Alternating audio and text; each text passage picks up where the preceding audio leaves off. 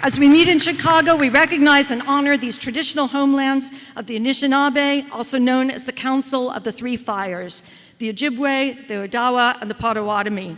Thank you. And thank you for being here, because I think we are all really clear that the climate crisis is not coming, that the climate crisis is here now. Record heat. Why don't you raise your hand if this is affecting you and your community? Record heat. Put up your other hand if you need to. Droughts, keep your hands up. Stronger hurricanes, larger wildfires, wildfire smoke. Look at the room. It's affecting everyone, everywhere, and it impacts everything from our economy to our health to our national security. So you understand that. The party understands that. Joe Biden understands that. And Kamala Harris and Tim Walz certainly understand it. The administration has made addressing the climate crisis a priority since day one and hasn't stopped since.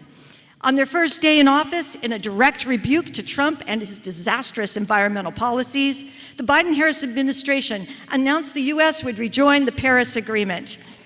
With two monumental legislative achievements, the Bipartisan Infrastructure Law and the Inflation Reduction Act, which, by the way, we're celebrating the second anniversary of that, just 3 days ago. The Biden-Harris administration centered the environment and addressed the climate crisis, and taken together, those two bills were the boldest and largest ever investment in tackling the climate crisis in history. The administration has worked aggressively to reduce the impact of fossil fuels. Late last year, thanks in significant part to U.S. leadership, nearly 200 countries took the historic step of agreeing to a global pact to transition away from fossil fuels. Some of you were there when this was happening.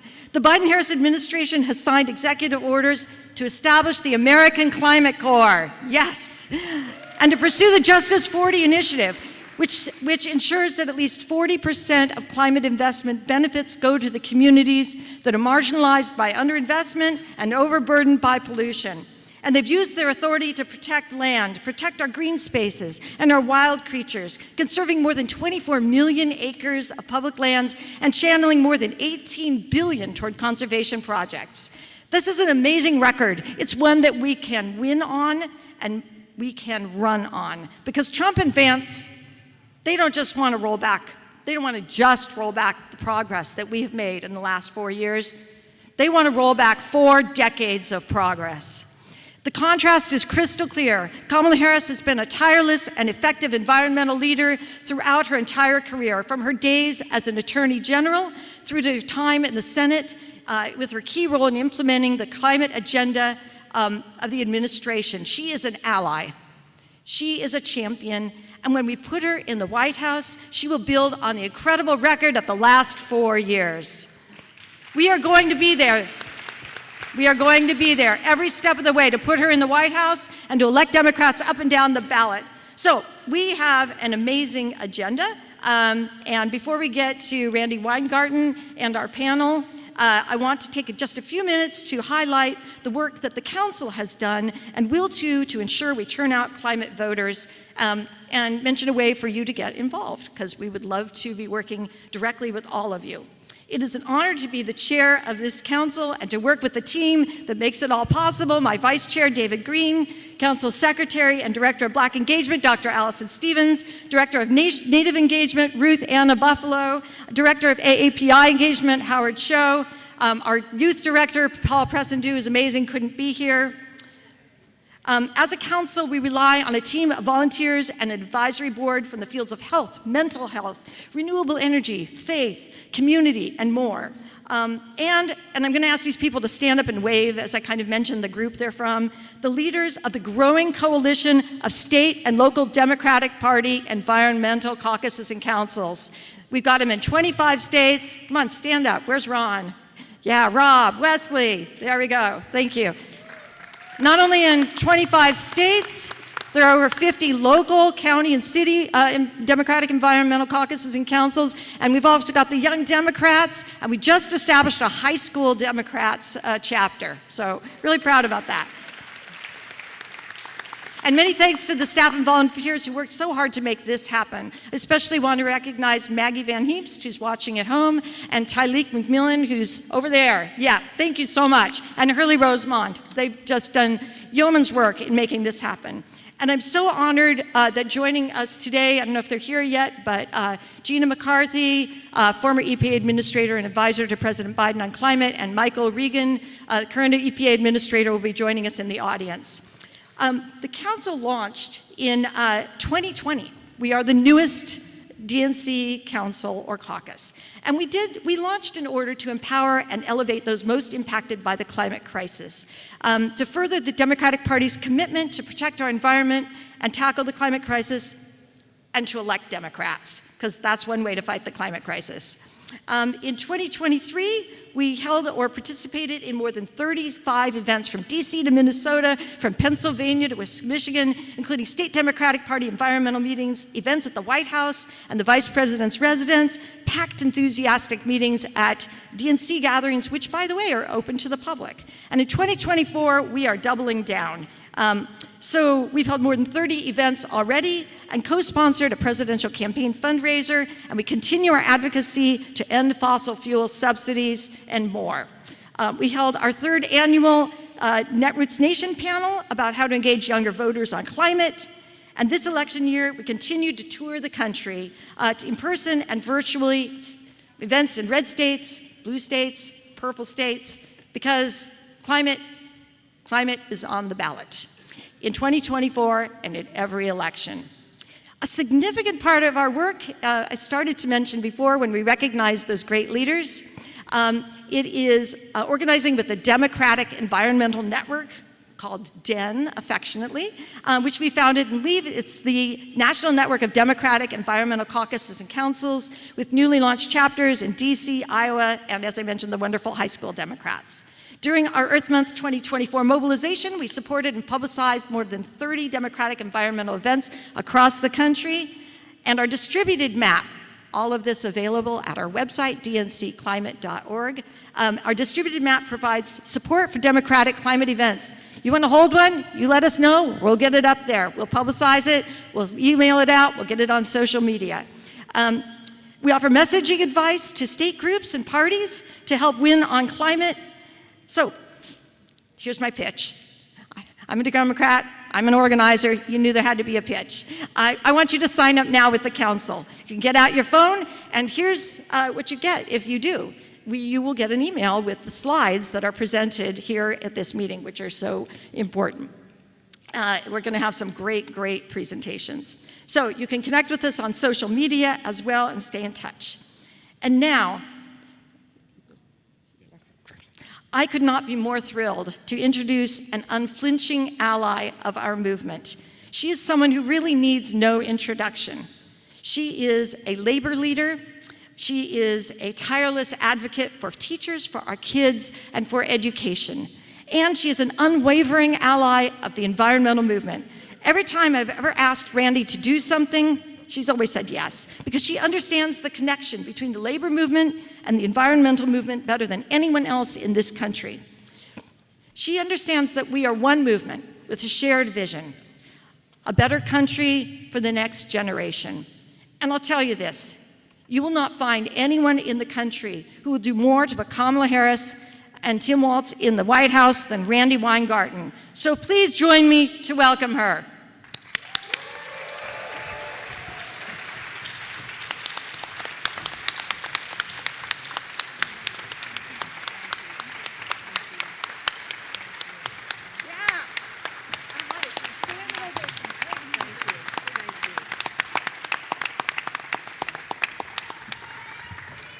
So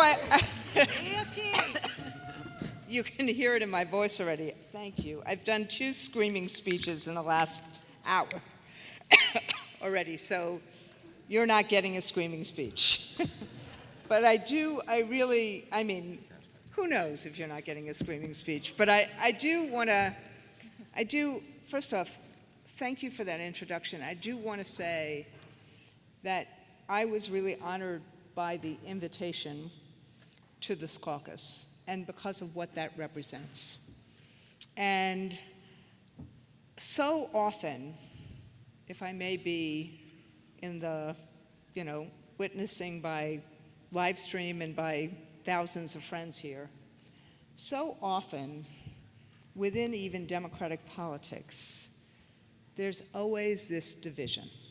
And for years, there was this division between people who were environmental activists. I'm not saying anything that all of you don't know, but you're wondering, really, will a labor leader actually now say this?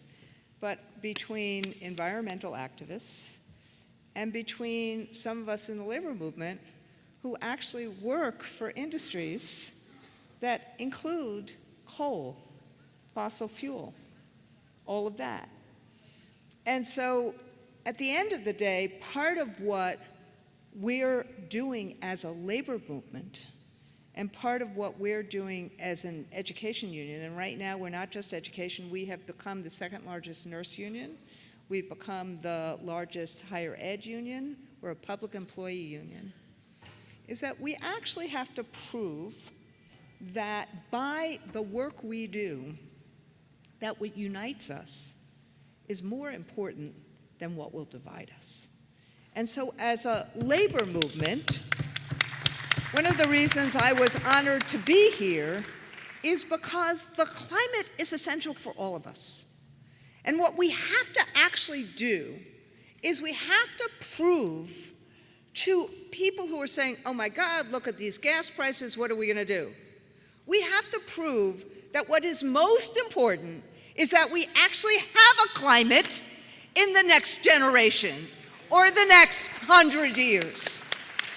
That it doesn't actually matter what industry you're working in if the planet is boiling, or if there are floods that are so far extreme, like we just saw in Connecticut in the last 24 hours. Like we just saw so many other places. If you cannot actually breathe in a school, not just because you have asthma like me, but because in May it is 120 degrees outside and you do not have air conditioning in a school, how is it that a child is going to learn or a teacher is going to be able to teach?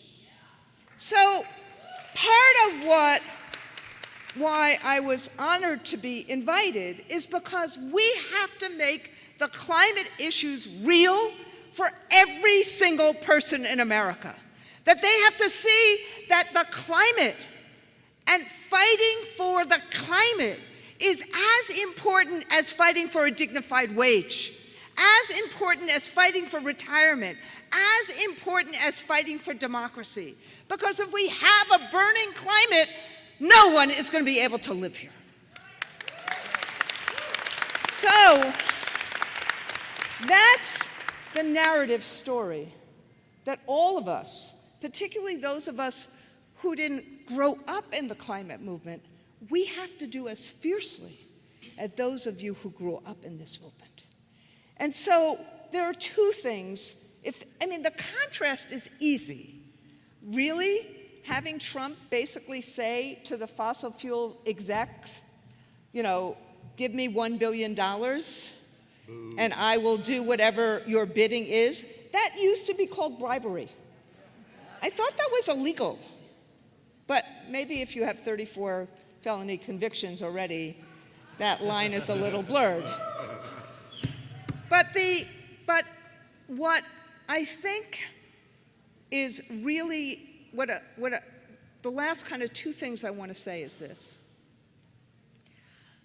If you look at what has happened in terms of the IRA and the other climate initiatives that have happened under the Biden administration, I heard people say this already, there's no administration that has done more not only to fulfill the Paris Climate Accords, but to do more in terms of really changing what is going on in terms of our climate and our needs.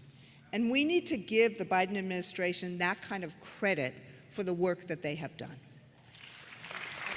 And next, and this is the big thing, we need to make sure that Trump and Project 2025 and this is the last thing I'm going to say, that they do not try to divide our country and scare people into sitting on the sidelines when we keep saying we must do more in terms of climate. We do have a climate emergency. We need to do more. And Kamala Harris and Tim Walz, when elected, will do more. But we got to get them elected. So what I would suggest we do is take the one thing, I'm going to end as a teacher. Take the one thing, instead of talking about big goals, and take the one thing that you know is really, really important about climate. For me, it's breathing, because I'm an asthmatic, and a lot of kids I taught are asthmatics. How are we going to make it better if we don't reduce emissions? How do we make it better in the Bronx if we don't reduce emissions? Take one thing that you know is really important to you and use that as the way in which we explain this climate emergency and why we need to make sure that the air we breathe, that the water we drink is not only important today, but for our kids and our grandkids and every generation we bequeath this world to. Thank you very much.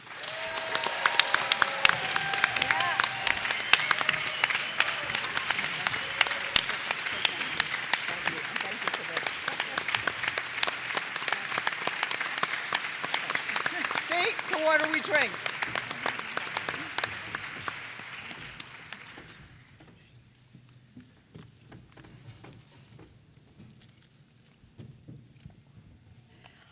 Wow.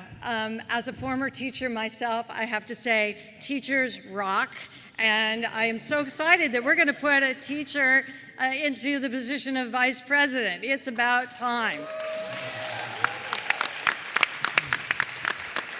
It is very exciting to introduce Governor Healy, whose election and governance have and are breaking through one glass ceiling after another. You're going to hear me say the word first a whole bunch of times. She is Massachusetts' 73rd governor and its first woman governor, its first openly LGBTQ person elected to office.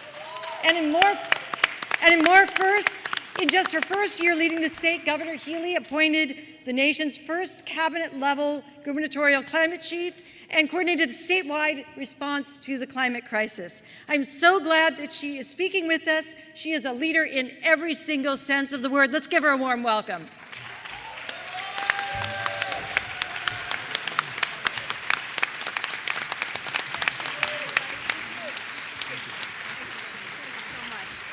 Wow. Thank you, Michelle. Good afternoon, everyone. Look, I am here. I am Maura Healey. I'm very proud to be the governor of the great state of Massachusetts. It was Massachusetts that years ago sued George Bush's EPA to get them to regulate greenhouse gases. So we've got some history. And yes, I'm lucky that the people of Massachusetts elected me. I was the first governor elected, and we also flipped a seat in the process. I also joined, as you noted, my good friend Tina Kotek. We were the first lesbians ever elected governor in the country.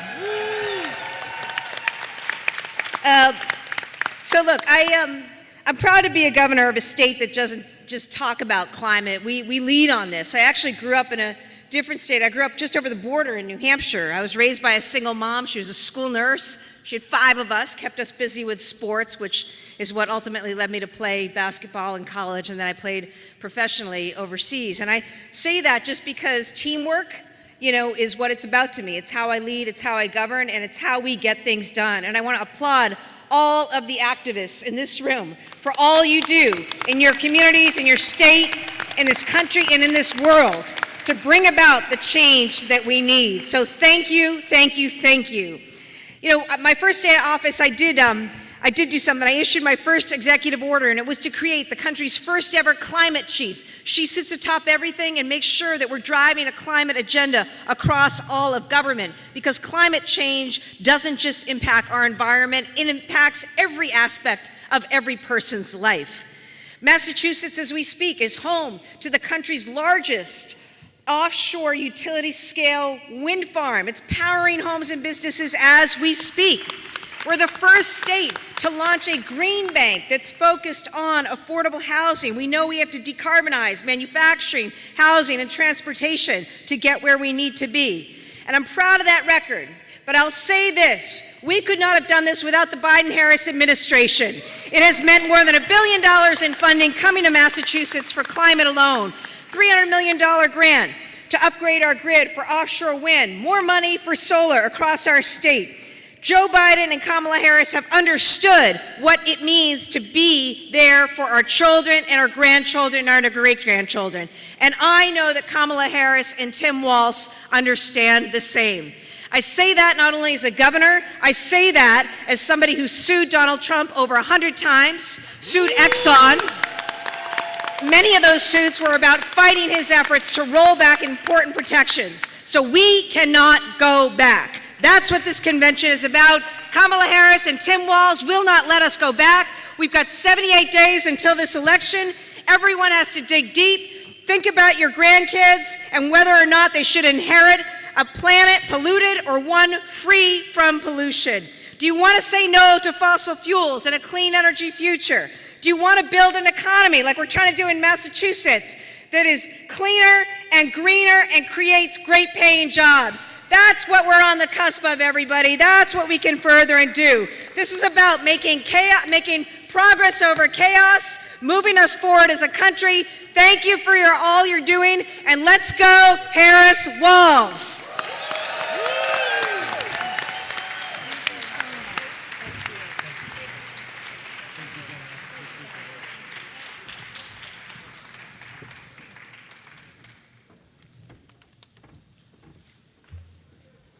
I am so proud and impressed by the work that our Democratic governors are doing all across this nation. Can we give another big hand to Governor Healy?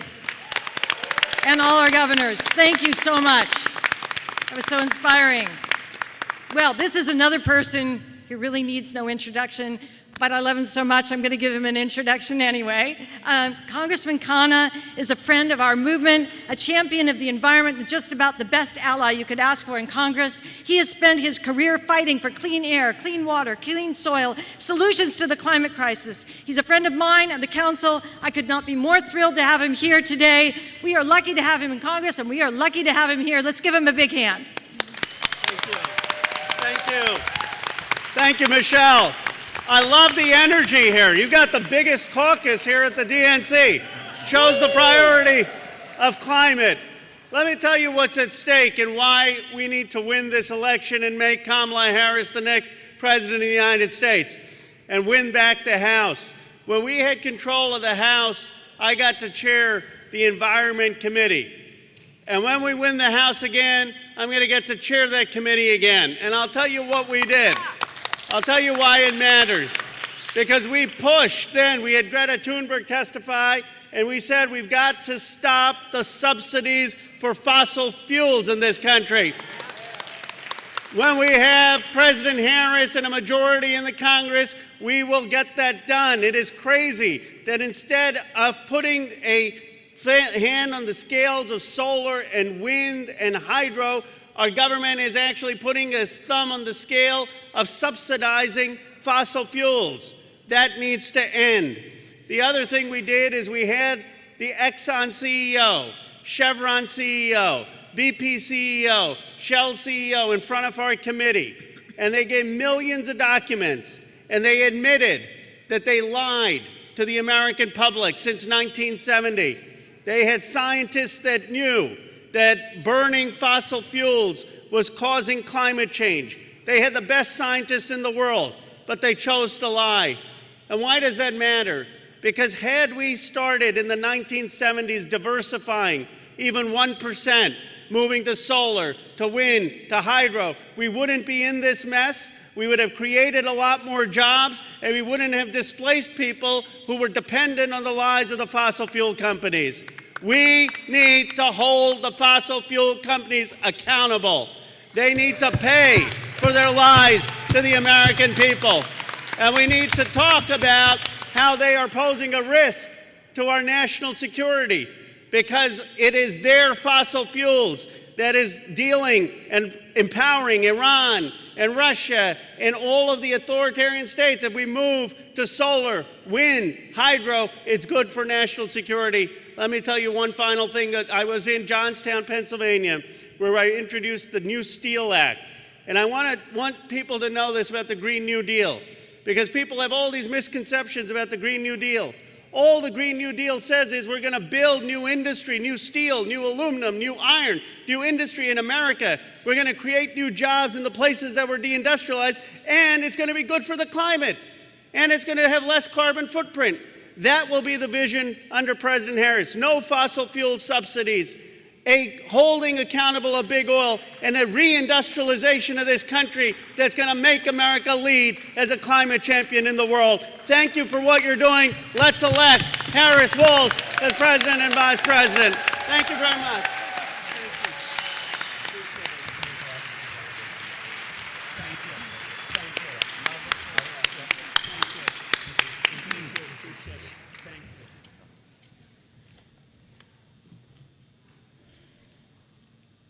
Sorry, a little trouble, tech trouble there. Wow, another amazing, inspiring speaker. We are now going to begin our panel. So our officers are going to file off and our panel members are going to file on, and I'll go ahead and introduce them while they are coming up.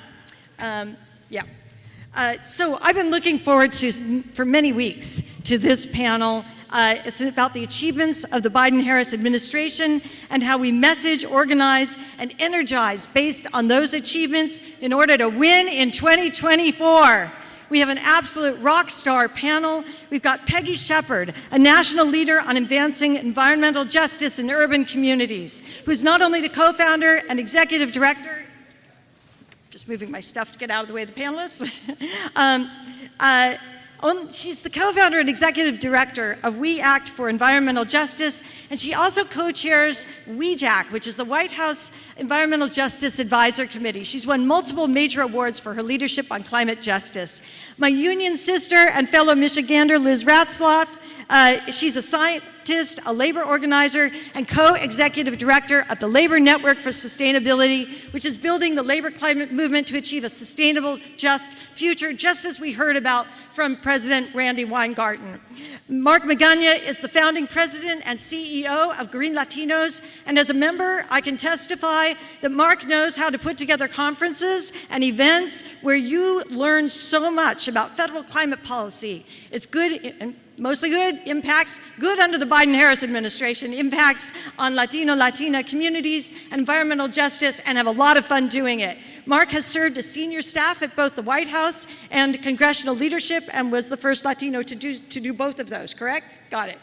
Megan Chan is the vice president of programs for our good friends at Friends of the Earth Action and is board chair of Amazon Watch and founder of BankTrack. She makes good trouble holding big money accountable. Thank you. And finally, Danielle Diceroth, a longtime friend to this council, who's the executive director of progressive polling firm Data for Progress, and who started there in climate and environmental polling. So she's got her feet rooted in the right place. And now I cannot wait to kick off this conversation. But first, let's give them a big hand for being here.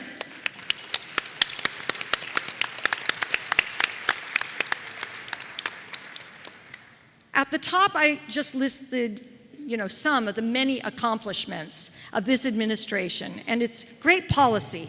But we all know that we need to turn great policy into great politics.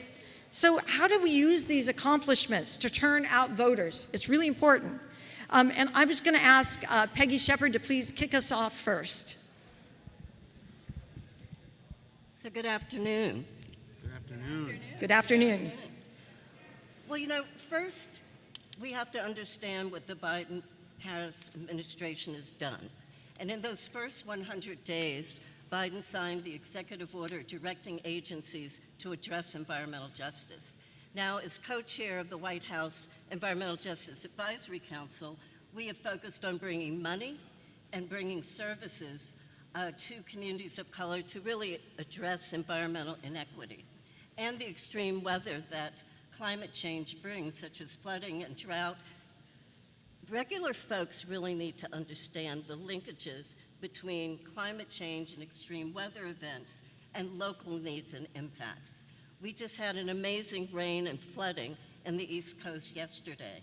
We've got to link those kinds of events to climate policy so that regular folks who aren't thinking about these issues every day really understand what it means to them and their neighborhoods. They've got to really feel the impact. You know, I was on a neighborhood bus and some folks were joking because they had just gotten a text from Biden to give money.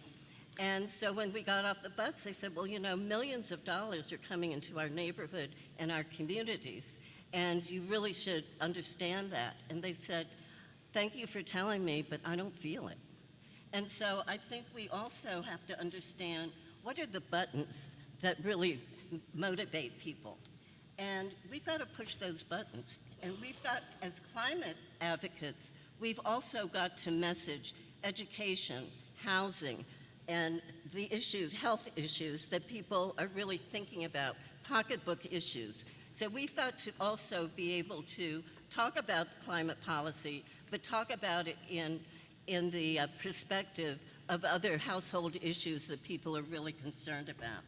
And so, again, the pocketbook issues are really important, but I believe we can craft a message that really links climate together with neighborhood issues of housing, education, and health. Thank you. And anyone want to jump on that? Excellent idea. Other thoughts?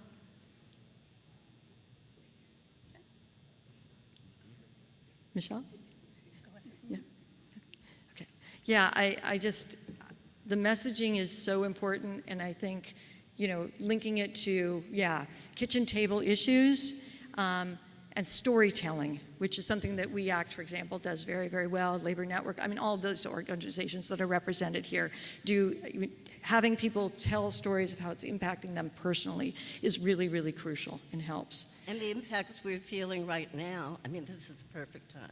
Yeah. And we've got to follow up these incidents with the message. Yeah, thank you. So we know turning out younger voters will be key to this election, and we also know that climate is a key issue for them. How can we best target those voters and turn them out using the environment? And I'm going to ask Danielle to respond first, and I think she's going to be sharing some slides, right? Shall I start them? Yes. You cue me when to go ahead. Thank you so much, Michelle, for having me here today. And I am so honored to be here and excited to share new research from Data for Progress, where I'm the executive director. And all of this polling is hot off the press, just conducted a few weeks ago. So what our poll finds, as what many of us in this room know to be true, is that climate change continues to be a major issue for voters this election cycle. We find that almost a third of all voters say that climate change is more important for their vote choice this year as compared to the last election. And this is especially true for Democrats, for young voters, and for Latino voters. To really underscore this point, on the next slide, only 28% of voters say that climate change is not important to their vote at all. Meanwhile, over half say it's important to them, and 14% of voters say that a candidate's stance on climate change is a deal breaker for whether or not they will vote for them. So what do voters think about Vice President Harris's plans to address climate change? Well, almost half say they have a positive view of her plans, but that number skyrockets to almost 2/3 when we look at voters who say they have heard at least some about her plans to tackle climate change. And I think this really underscores the importance of how delivering Vice President Harris's record on climate change throughout her career is critical over these next few months as we get closer to Election Day. And what we found with our partners at Climate Power is that Vice President Harris's record of tackling climate change and pollution throughout her career enjoys widespread bipartisan support. On the next slide, you'll see that across the board, issues ranging from strengthening the Clean Water Act and Clean Air Act, to passing the landmark Inflation Reduction Act, to tackling big polluters for how they've harmed communities, enjoy support across party lines. As we've heard so many times, climate change doesn't care whether you live in a red state or a blue state. And to see how voters across the political spectrum back Vice President Harris's record on climate is really remarkable. We also find, on the next slide, that over 60% of voters want Vice President Harris to carry the legacy that she's established with President Biden of tackling climate change head on. And voters want to see her continue passing ambitious climate action should she win a next term. And finally, just to do a little bit of a comparison, public opinion has remained remarkably stable over the past 4 years. We asked these questions back in 2020 and asked them again just a few weeks ago. And what we find is that over half of voters would be more likely to support a presidential candidate who supports making historic investments in clean energy infrastructure to create millions of new union jobs, building clean energy infrastructure, and creating an environmental justice fund to invest in communities that have disproportionately borne the brunt of pollution and climate change. And we know that Vice President Harris believes in all of these policies here. So this is what voters want to see. Thank you so much. Based on your own experience, both based on what Peggy said and what Daniela said, we know messaging is important. What are the best messages we can use? Are they different for different communities, different ages, different geographies? And I was hoping Mark would kick us off with that conversation, and I hope everyone else will jump in. Well, thanks, Michelle, and a big applause for you for taking on this role and for bringing us together and have the vision to do this work that the whole caucus does. Mark Magani, founding president of Green Latinos. We're a nationwide network of Latino environmental conservation climate justice advocates. We use our convening power to resource each other. We are a resource intermediary, and we are an advocacy coordinator. I'm speaking to you today as Mark Magana, the son, the brother, the father, the husband, that cares deeply about what happens to my children and the future generation. Messaging-wise, it's easy to recite the broad, groundbreaking work that the Biden-Harris administration has done, from tackling the climate crisis with the IRA and BIL to protecting the environment, huge movements to protecting large swaths of land, air, water, and ocean, and supporting EJ communities across the country. And we really have had, from the very first week, the focus on how we make sure that everyone benefits from this, EJ communities and all, and that's been a vital message.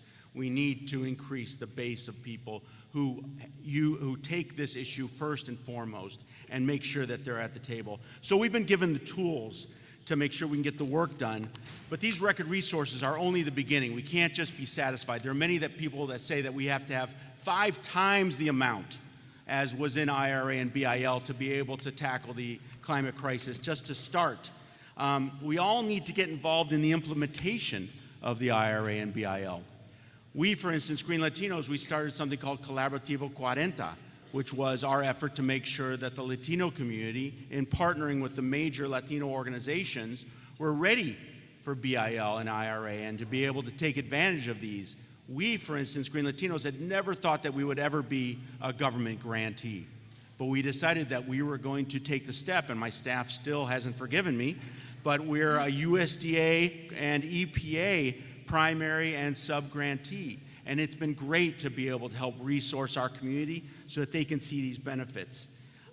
It's vital that the message that we, here and now, know that we're called upon right now to be the greatest generation, that we are the first generation to see the effects of the climate crisis and the last generation to be able to do anything about it, that we take lessons from our previous generations, our grandparents, our parents who sacrificed for us, who either immigrated or went through wars or a depression or held 3 jobs, who really sacrificed to make sure that their future generations had better opportunities, and that we know that now that mantle is on us, that we must do what it takes to match those greatest generations to be able to make sure that our future generations are able to have a livable planet The Vice President Harris, has always heeded this call.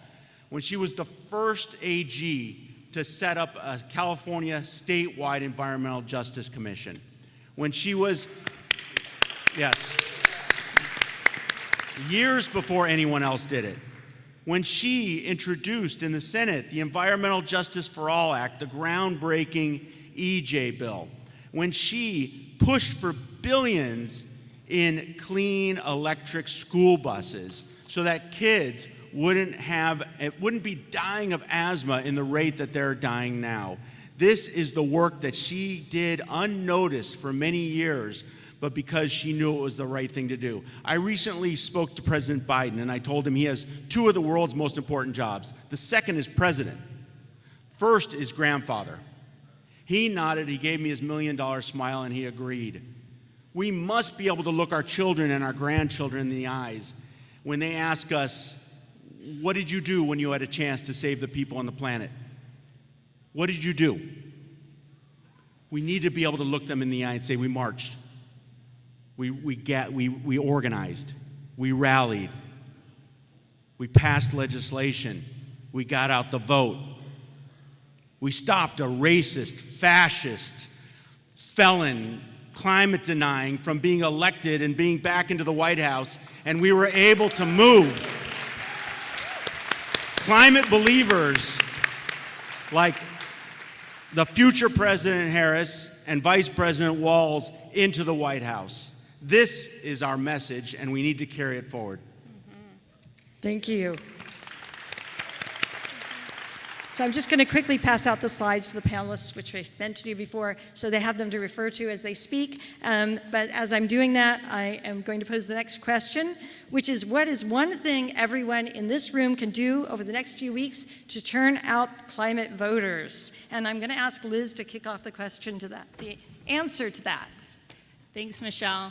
I'm Liz Ratzlaff, the co-executive director of the Labor Network for Sustainability, and we're building a powerful movement of labor and climate, a powerful labor climate movement, so that we're fighting for just transition and ensuring that we have an ecologically sustainable and economically just society and world for everyone to live in.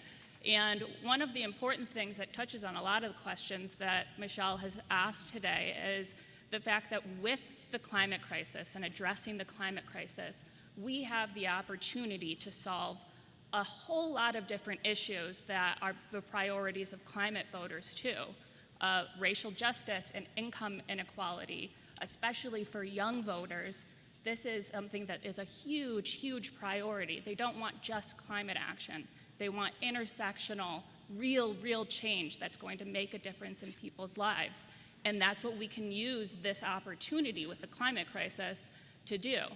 We have seen, I'm so glad that Randy Weingarten from AFT was here. We see educators across the country starting climate councils in their unions, fighting in their workplaces for green schools, for investments in their communities. And they're really on the leading edge of the labor movement, taking a stand and leading on real climate action that makes a difference in people's lives. And we see folks at local governments who are looking at their budgets that are going to be decimated or already being decimated by the climate crisis and natural disasters in their area. That directly affects the bottom line of the local governments of what their salaries, their coworker salaries, could possibly be in the future.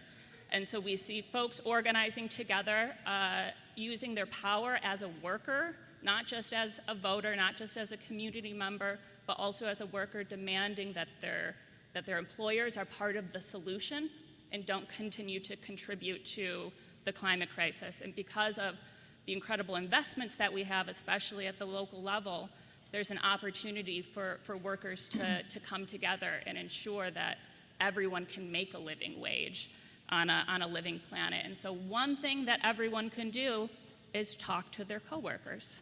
Talk to their coworkers about how the climate crisis affects you, how your priorities are potentially affected by the climate crisis, whether it's natural disasters, effects on public budgets, or pollution in communities.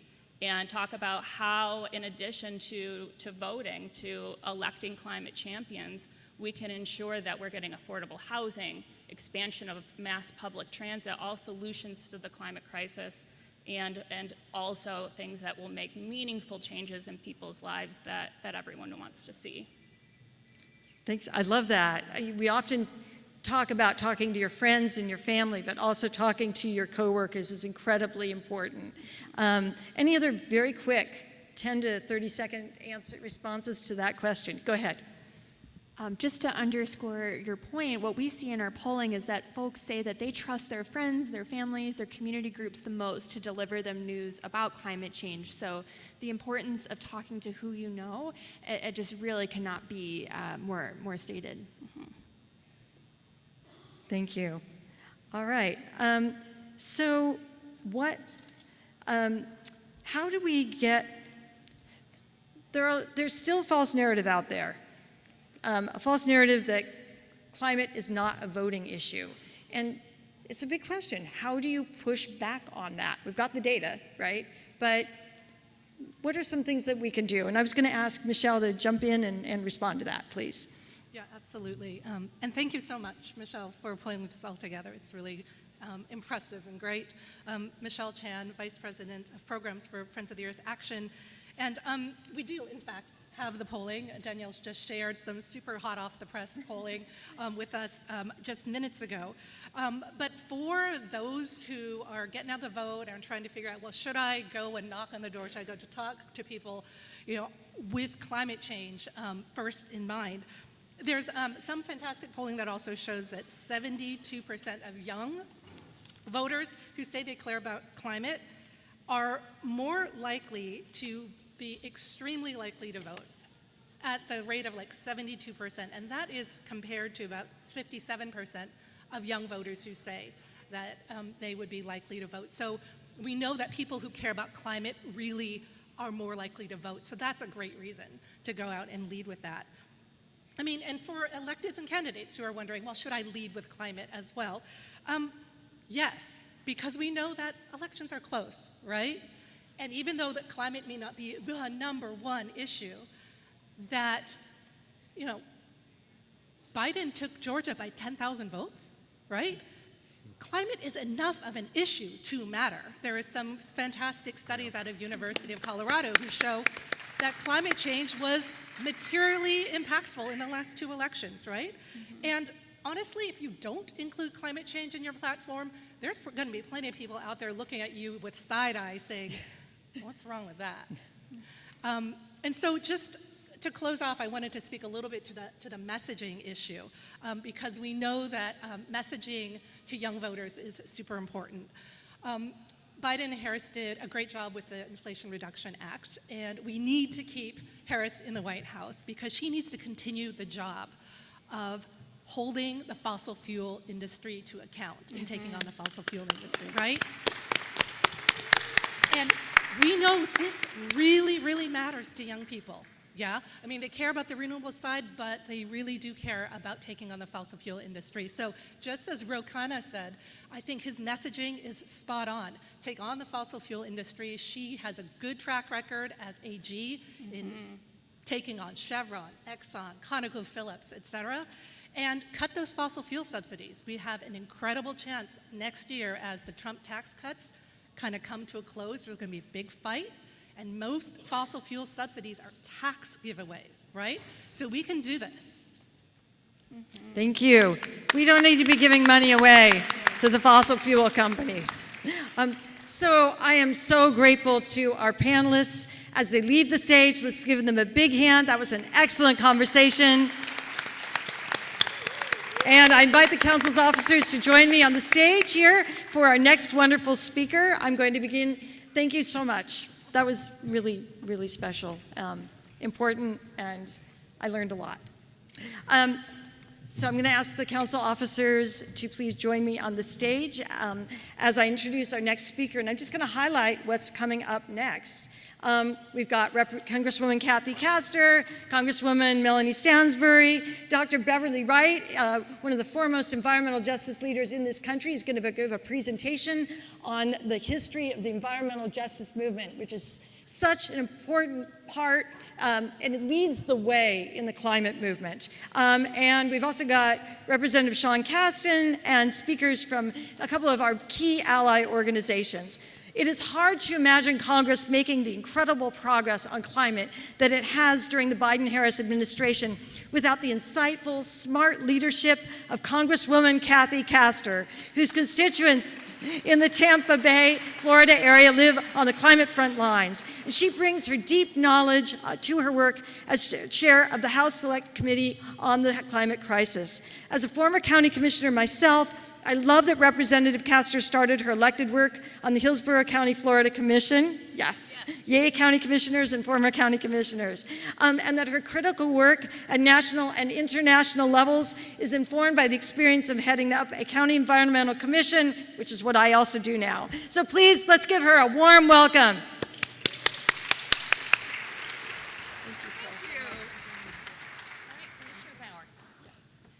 Well, good afternoon, friends. How are you? The energy is infectious around this Democratic convention for Kamala Harris and my good friend Tim Walz, elected the same year in 2006 when we were called the majority makers. And we handed the gavel to Nancy Pelosi, who has been a clean energy champion her whole career. But if you remember at that time when the Democrats took the House in 2006, she created the first climate committee. It was called the Select Committee on Energy Independence and Global Warming. And in the House, we passed a far-sighted bill at that time, Waxman-Markey. But we never got it across the finish line in the United States Senate. Well, that changed when we handed Pelosi the gavel again a few years later. And she created the Select Committee on the Climate Crisis. And she asked me to help lead the charge and chair that committee. And we developed, with a lot of you and folks all across this country, whether you were farmers, scientists, from the faith community, from labor, we crafted a climate crisis action plan. One of the climate champions who served on that committee is Congressman Sean Casten, who's right here from the Chicago area. You're gonna if you don't know Sean, you're gonna love Sean. But our committee, we made about 700 policy recommendations at that time. When Joe Biden won the White House and we took the Senate, we were able to enact over 300 of those policy recommendations into law through the Inflation Reduction Act, America's historic clean energy law, the bipartisan infrastructure law. And now, as we look forward, we have so much more to do. It's urgent. But just think, we just celebrated the two-year anniversary of the IRA. It was announced that 3.4 million Americans have now saved over $8 billion on their electric bills or buying an electric vehicle or a heat pump. We've reestablished our leadership in the world. And do you think it's time to go back? Hell no, it's not time to go back. We're going to say Trump wants to take us out of the Paris Agreement? That's so decades ago. Look, it's urgent. We have a climate emergency on our hands. We've got to build on the successes of our historic clean energy law, lower people's energy bills, build stronger, more resilient communities, make sure that frontline communities, environmental justice communities all across America enjoy the benefits of cleaner, cheaper energy and safer communities. What's your favorite part of Project 2025, by the way? Is it we're going to hand the power back to polluters? No, that's not my favorite part. Is it you're going to withdraw from the Paris Climate Agreement again and withdraw Americans' leadership from the international stage? No, we're not doing that. Is it maybe that wasn't Project 2025, but what maybe you it got your attention when Donald Trump sat down with polluters at Mar-a-Lago and said, you give me $1 billion and we'll roll back the IRA. People need to know this across the country. More Americans are awake to the impacts, the cost of climate, the climate emergency than ever before. And you're the leaders. You're the frontline messengers who we need to help tell the story about how we are lowering their bills. We're building safer communities. We're growing the middle class. And we see clean energy as an opportunity, a way to innovate and to make sure that America is a leader in the world. So we're not going back, are we? Are you with me? Are we going forward with Kamala Harris and Tim Walz as our climate champions? And all of you are going to be an important part of it. Thank you so much. God bless you. Well done, well done. We have such amazing leaders in Congress. I'm so grateful, and we gotta, hold the Senate, take back the House, and get the power back where it needs to be. It is very exciting to have Congressman Sean Casten here today on his launch day for the Chicago Convention in his home state of Illinois and very close to his home district.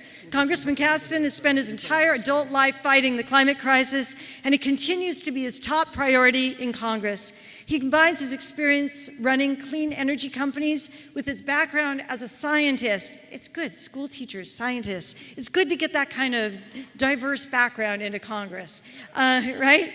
Congressman Casten is vice chair of the Sustainable Energy Environment Coalition, a group of more than 50 members of Congress who are committed to protecting our environment, combating climate change, and growing domestic investment in clean energy. Congressman, thank you so much for hosting us in your city, and thank you for being here today.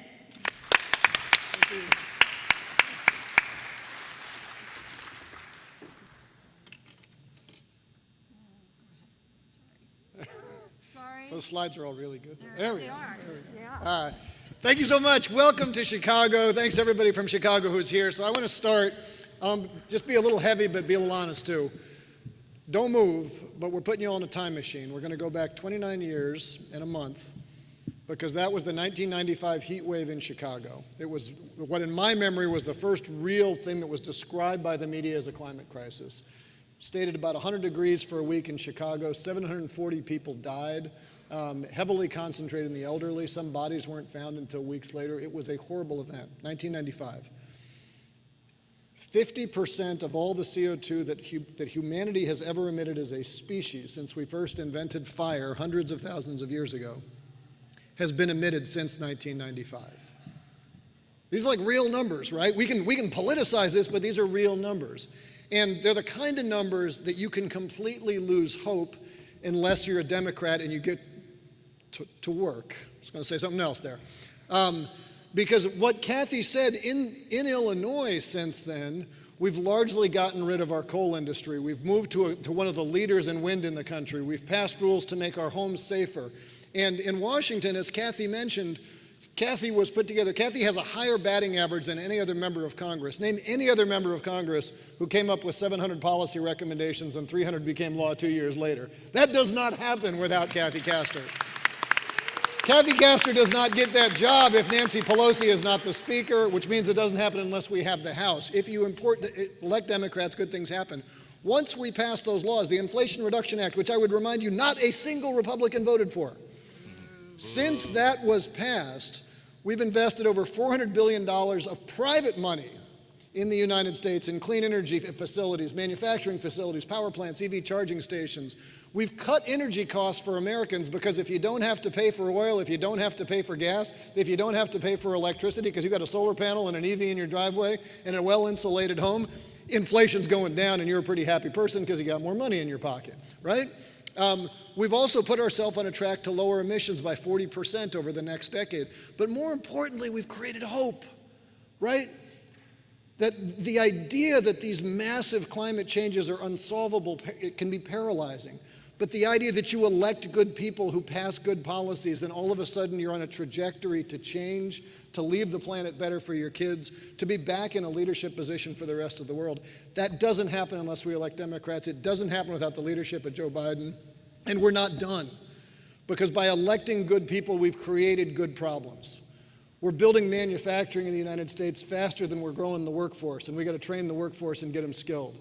That in turn is creating more demands for electricity. We're having to build more power plants and more wires and get them permitted. These are really, really good problems. When people say we have an immigration crisis, you know what we have? We have a country that people want to come to and work because we have good jobs. Isn't that better than the alternative, right? All of that happens because we elected good people, and Kamala Harris and Tim Walz are going to continue that trajectory, put them in the White House, put Democrats in power in the House, put the Republicans at the little kids' table where they can talk about sharks and electric vehicles and wind turbine cancer all day because the adults got stuff to do. Thank you. Go get them. That's awesome.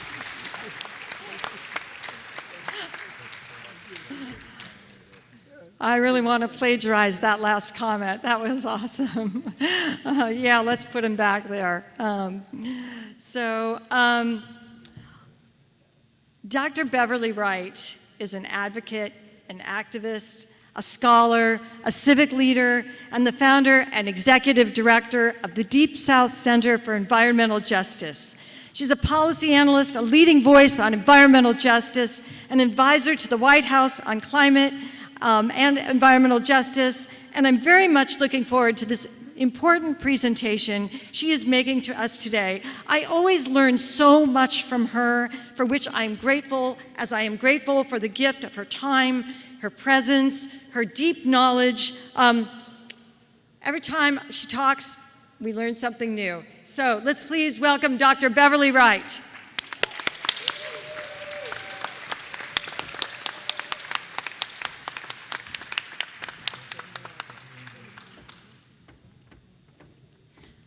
Be sure to join the council at dncclimateorg.org/convention because you're going to want these slides.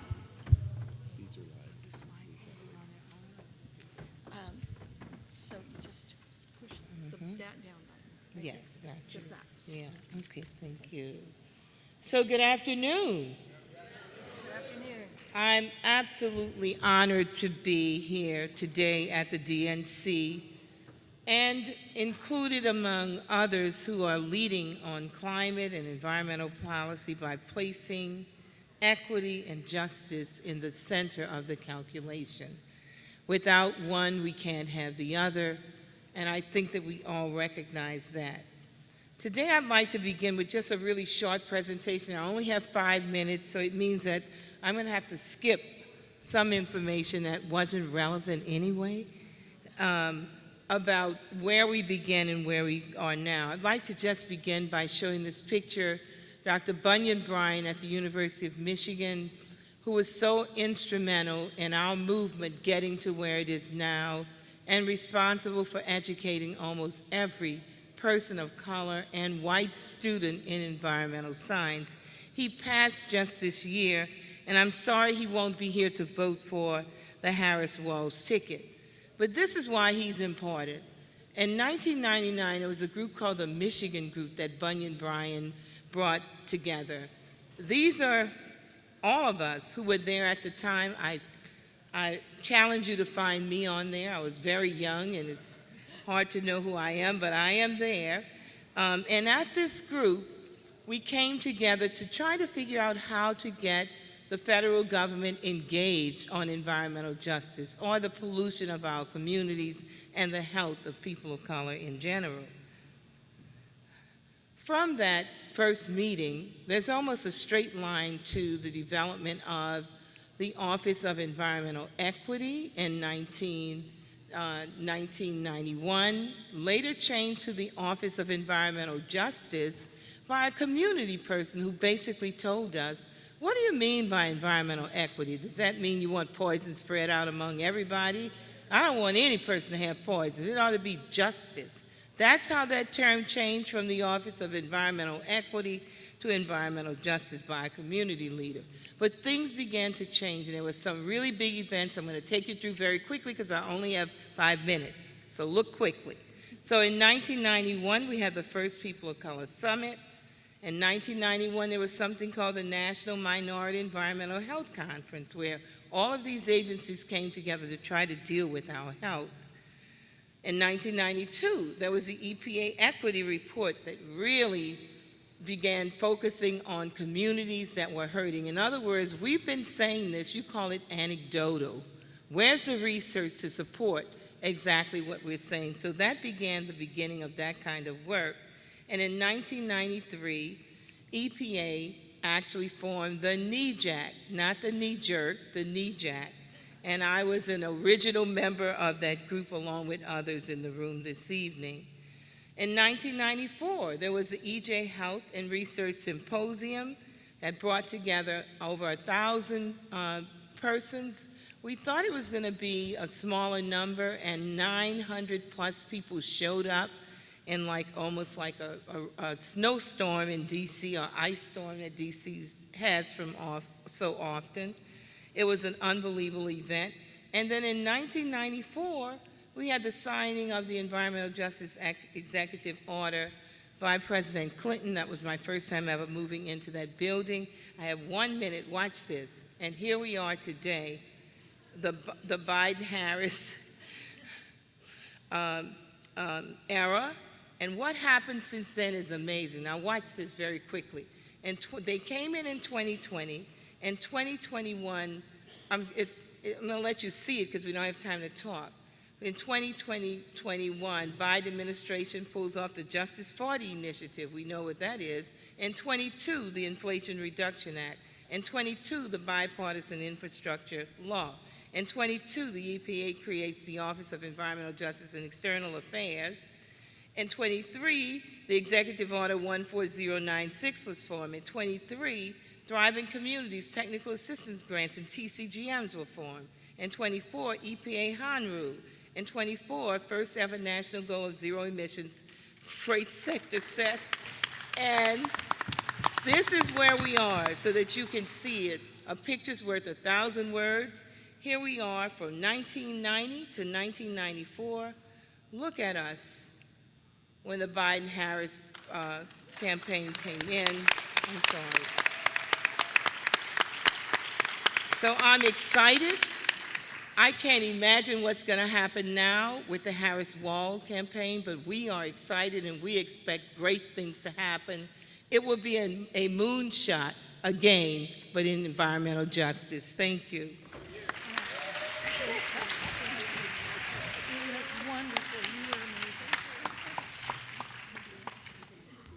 That was so important and special. And again, you're going to want those slides. So dncclimate.org/convention. It's my honor to introduce Joe Neguse. As a member of the House Select Committee on the Climate Crisis and the House Natural Resources Committee, Congressman Neguse has become a strong leader on climate action in Congress. In the first term, he secured Colorado as the location of the Climate Crisis Committee's first field hearing. There's some people from Colorado here, right? Howard Cho is right here. Yeah. He has championed climate issues in Congress and has been an unfailing voice in addressing the climate crisis. Let's give him a big hand. Thank you so much for being here.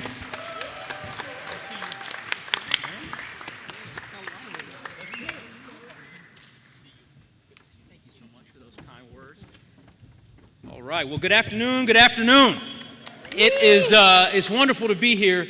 I just landed, actually, from Colorado, the state that I am privileged to be able to represent in the United States Congress, and the first group of people that I have the privilege of being able to greet are all of you. And it couldn't be more fitting for me as someone who cares deeply about our planet and is so deeply grateful to every single one of you for all that you are doing to save it. You've heard, I suspect, throughout the day today about the historic actions that we took over the course of these last 4 years because of the work that so many of you have been engaged in year after year, in some cases decade after decade, building the drumbeat for climate action, making the case that it's on us together, collectively, collaboratively, to address what is an existential challenge. I am proud of the work that we did over the last 4 years. I'm proud of President Biden and Vice President Harris's leadership in ensuring that we rejoin the Paris Climate Accords. I'm proud of their leadership in working with the Congress to enact the largest climate investment in the history of the world. That is something for all of us to be proud of. And yet we know that much work remains. I know you all had an opportunity to hear from one of my colleagues, a dear friend and someone who's been a champion for climate action, Kathy Castor from the great state of Florida. She ran the Select Committee on the Climate Crisis that was impaneled back in the 116th and 117th Congresses, a committee which, as was mentioned, I had the privilege of serving on. And although we made a lot of progress in enacting some of the solutions that that committee proposed, by the way, solutions that didn't come from us, but came from you, came from countless citizens and scientists and folks engaged in this work throughout the country as part of our field hearings. We made a lot of progress, but there was a lot left on the cutting room floor. We know that there is more to do, which is why I could not be more excited about supporting someone whom I believe has the vision, the moral courage, the clarity of conviction to lead our great country, and that's Kamala Harris as the 47th President of the United States. But look, for those folks who tell you that climate is not going to have anything to do with this election, I would just disabuse them of that notion. And I see this, my time is coming up, so I'll just tell you why. You look at Project 2025, and you glean what the Republicans have in store if they are given power, and the disruptive impact that will have on our ability to ultimately protect our planet, to protect our environment for my children, for your children, for generations to come. It is alarming, it is sobering, and it should repurpose us to do the work that must be done over the course of these next 80 days. So I'm fired up to do it with you, and I'm grateful for all that you have done and you'll continue to do to make sure that we win on November 5th. Thanks so much for having me. I appreciate it.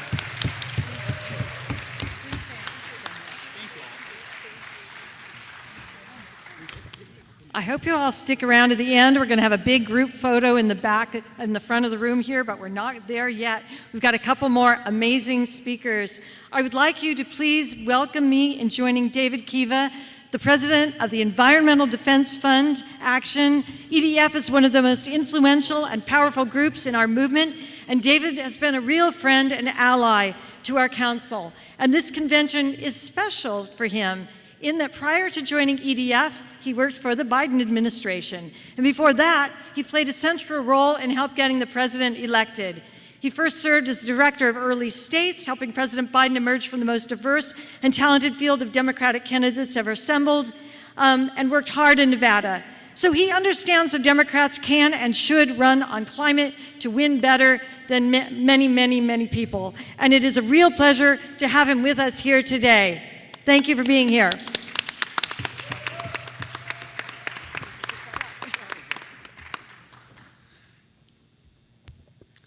Thank you, Michelle. It's an honor to be here today. It's particularly an honor because I get to share a program with a couple of my environmental justice heroes, and to be in the company of some of the legislators who worked tirelessly to pass the most significant climate law in the history of the world. I'm David Kiva.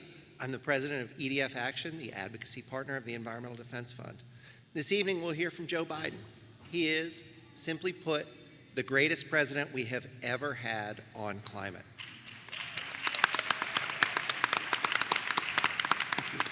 I'm optimistic because we've accomplished so much. The Inflation Reduction Act is working. Hundreds of millions of dollars are creating hundreds of thousands of good-paying jobs in clean energy and lowering costs for American families.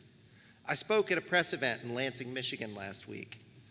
There were 2 leaders of local business trade groups there talking about the good jobs that are on their way.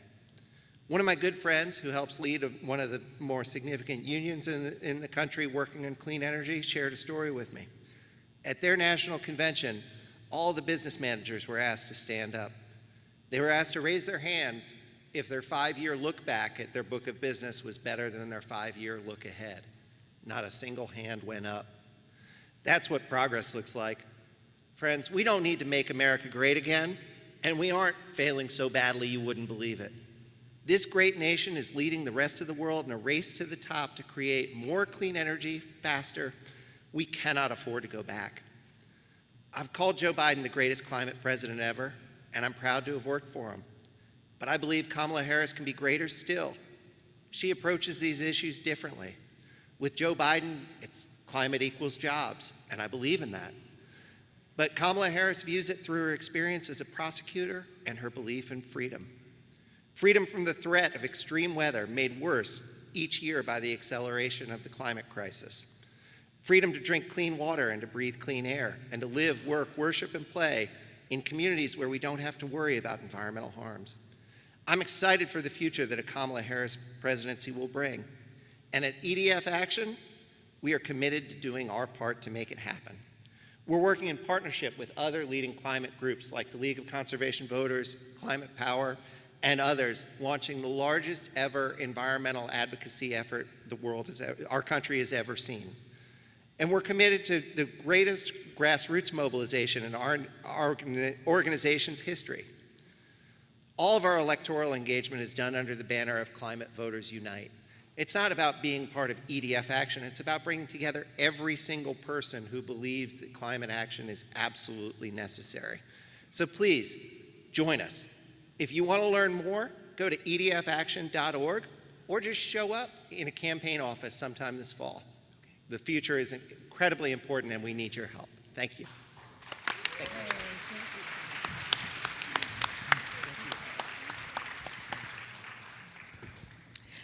Our next speaker, Al Eastman, is being introduced by Ruth Anna Buffalo, one of our council officers and director of Native Engagement.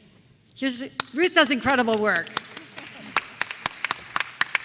Dosha relatives, I have the distinct honor of introducing a local community organizer and advocate.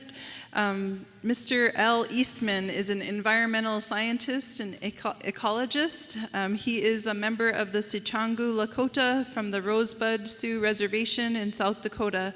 He is a tribal college graduate of Oglala Lakota College. He has experience as a field ecologist, environmental lab manager, and conservationist. He is a community organizer and activist and an archery instructor, currently working at the Metro Water Reclamation District of Greater Chicago. Please welcome to the stage Mr. Al Eastman.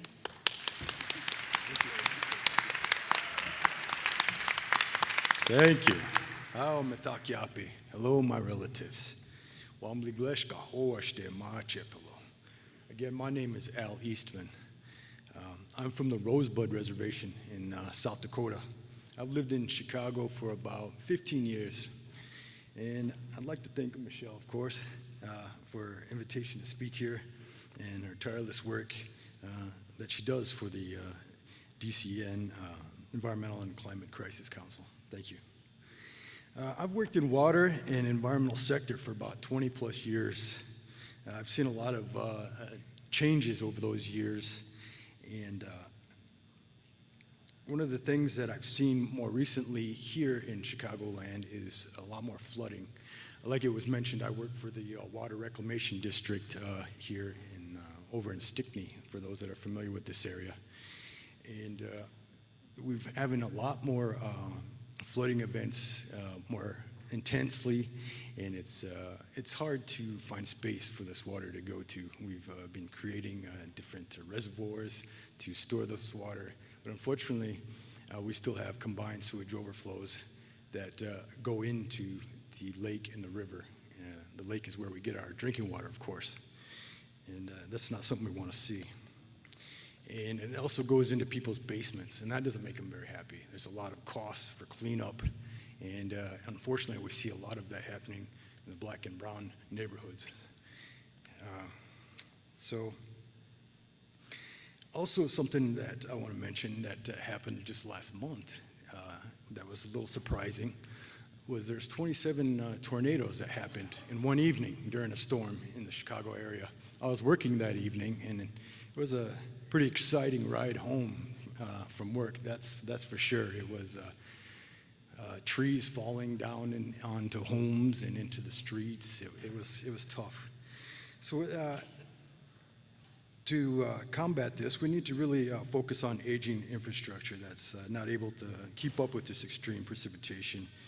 And many communities, they require upgrading water systems, especially in our low-income communities, to help reduce this flooding. We've also seen a lot of record-breaking heat waves that have happened here, creating drought. My relatives back in South Dakota talk about drought.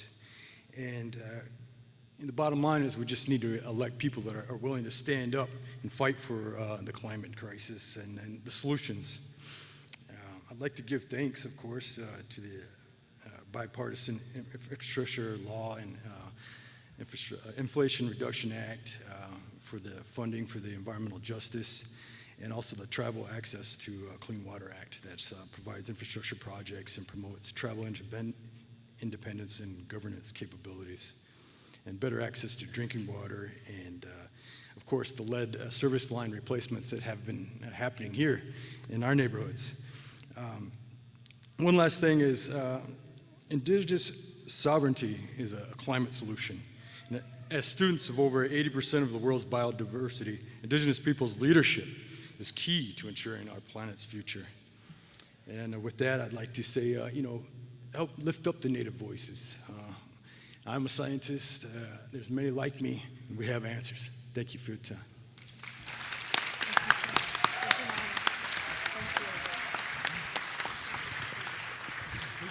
Many thanks, and thanks to Ruth Anna for doing the work of reaching out and making sure that we brought Al's voice to be here. Thank you, Ruth.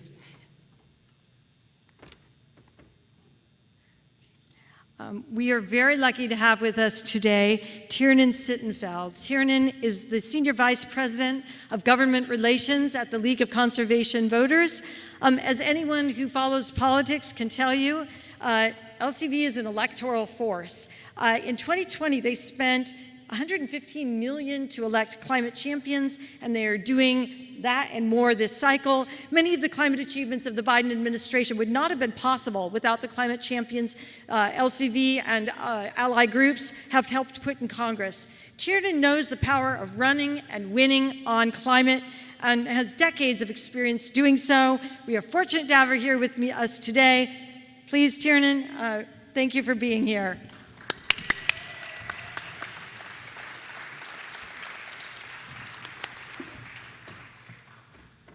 Thank you so much, Michelle. Thanks to all of you. Thank you to the DNC. Thanks to the incredible speakers. What an amazing event. I am so thrilled to be here today with all of you, especially just days after the second anniversary of the Inflation Reduction Act that is truly supercharging our clean energy economy, centering good-paying jobs and environmental justice. And we have heard from all the speakers today about the incredible progress that we have made. Thanks to President Biden and Vice President Harris, we have made incredible progress at the state level as well. In Minnesota, thanks to Governor Walz, thanks to many incredible governors across the country. We've also heard far too much, frankly, about how horrific another Trump administration would be. It simply cannot happen. We will not go back. So it is absolutely clear that the contrast between a presidential ticket between Vice President Harris and Governor Walz and the Trump-Vance ticket, that contrast has absolutely never been more stark in a presidential election. The stakes for our climate, for environmental and racial justice, for our democracy, for our lands and waters, for all that we hold dear has never been higher, and the need to make more progress has never been greater. So we are so fired up to be here with all of you today with 78 days to go. That's right, 78 days.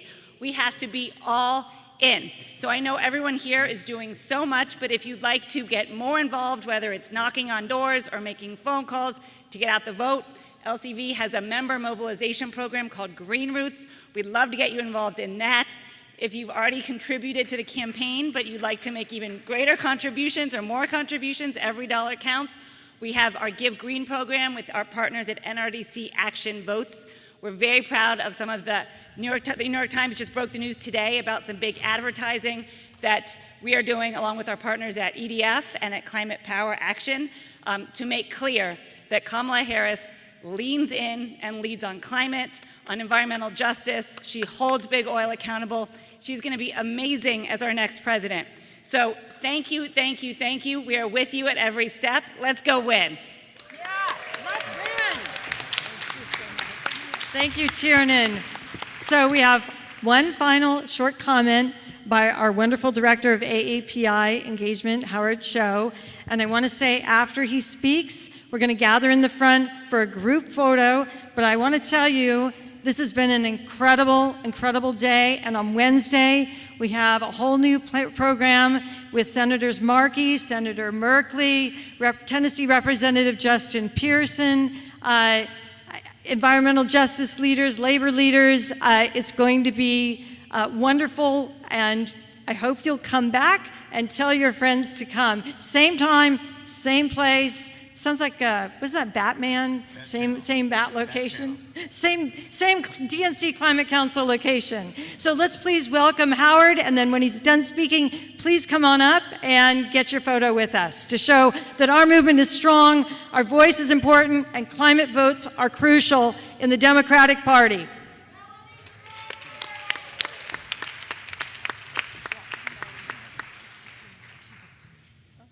Thank you. I just found out the wonderful news that Congresswoman Stansbury is here, so I'm going to welcome her, and then we'll hear from Howard, and then the photo.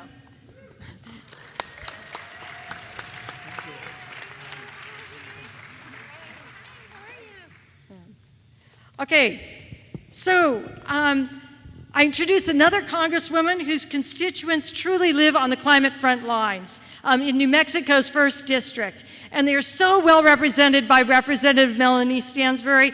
Thank you for someone in the audience who spotted her and alerted me. She's a science educator, a water scientist, and I love that she describes herself as a science and policy wonk. We need more wonks, just like we need more school teachers. It's intersectional. She has fought for people and planet as a state legislator and now fights for us and with us on our behalf in DC. Her voice has been and is going to continue to be absolutely crucial. Please welcome her with me.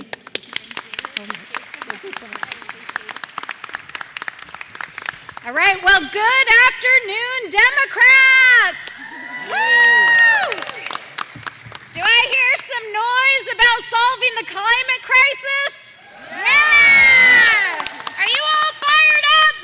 Yeah! Are you all ready to solve our clean air, our clean water, protect our lands, protect our sacred spaces, and make sure that we build a livable planet for our people? Yeah! Woo! All right, well, that's what we're about to do. And I'm Melanie Stansbury. I am deeply proud to represent New Mexico's 1st Congressional District. And some of you may know about our district because I took the seat that was held by our nation's very first Indigenous Cabinet Secretary, Deb Haaland, Secretary of Interior. But I have spent my own career working as a bona fide water nerd, working as a drought and water science professional, working as a science educator, a researcher. I worked in the Obama White House. I worked as a staffer, and now am deeply proud to represent my home community in Congress and be fighting to address our climate and water needs every single day. But I'm here today to celebrate the 2nd birthday of the Inflation Reduction Act and to talk about the extraordinary climate leadership of our next President of the United States, Kamala Harris. I am sure it is said and been said probably 20 times this afternoon, but it can't be said enough, that the Inflation Reduction Act represents the largest climate and clean energy bill ever in the history of the United States. But not only is it the largest climate bill in American history, it is the most significant piece of climate legislation ever passed by any country in the history of the world. And do you all know who cast the tie-breaking vote to make it pass in the Senate?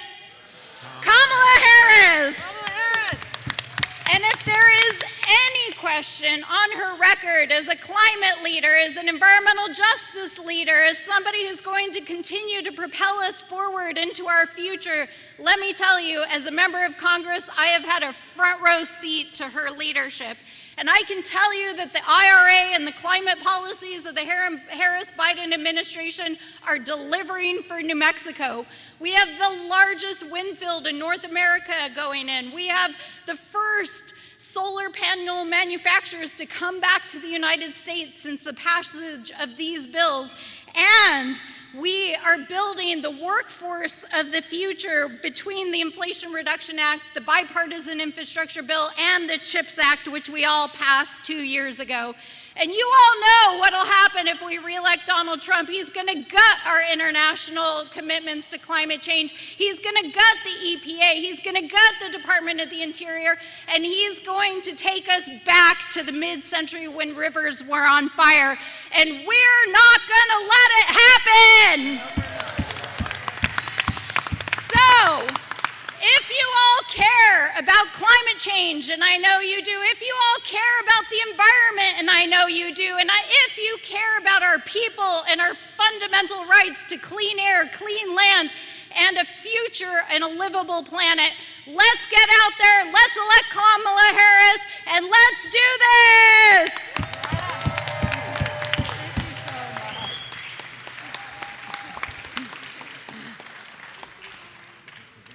We're not going back. We're not going back. We're going forward. We're going to build on the progress of this administration, put Kamala Harris and Tim Walz into the White House. We're going to give them Democratic majorities in the Congress. And right now, Howard Cho is going to share a little bit with us about his experience with the climate crisis, and then group photo. So I just want to say thank you. Thank you for being here. Thank you for all you do.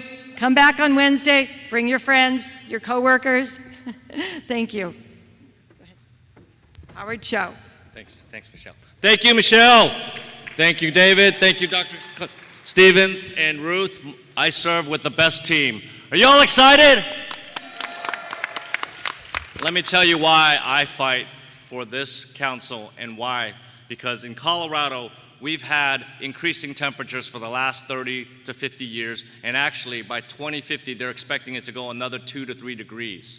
We have had droughts, heat waves, and the most dangerous is our Colorado wildfire. So I've seen in my own backyard, not 30 to 40 miles away, where our wildfires is really going out of control because of the heat, the dry soil, the dry trees, and that's really affecting our air quality. Because of that, we're having so much issues with not just health in the surrounding area, but our whole ecosystem is damaged. The soil's soft, and it's really affecting our farms. Now, our farms here in Colorado, and no one knows about it, but 81% of our farms are independent. We're not talking corporate, but are owned by small mom-pop farms that's been there for generations. And in order for us to actually continue that commerce, we need to actually battle the climate change that's causing these heat waves, these fires, and a lot of the soils that are breaking down. We really need to make sure that everything we've done has to have climate protection and climate care in mind. Now, I know under this administration of President Biden, we have done such great, wonderful things. If you look at what the IRA has done here, we've done so many great things. We've brought a new $328 million to help fight climate crisis type of mitigations. So first of all, the rebates. We've had tons of rebates for appliances, for heat pumps, for electric stoves. IRA offers $8,000 for a heat pump for space and heating and cooling. We've done tons of grants. This includes a $1 billion grant proposition to make it affordable to have energy efficiency. We need to be we need to avoid all the fossil fuels that we've been using. We need to get out of these corporations, and we need to start renewing our energy. So thank you so much for being here. I want you to know that the IRA has impacted us in so many different great ways. Thank you for being here to fight with us, standing with us. We know we're not going back. We have the best presidential candidate in Vice President Harris and Coach Walz. So let's hear it up for the Democrats. Let's hear it for climate care. Let's do this thing. Thank you so much. come on up for a group photo, and I think there may be another minute to get photos with our big selfie wall. Be sure to put those out on social media.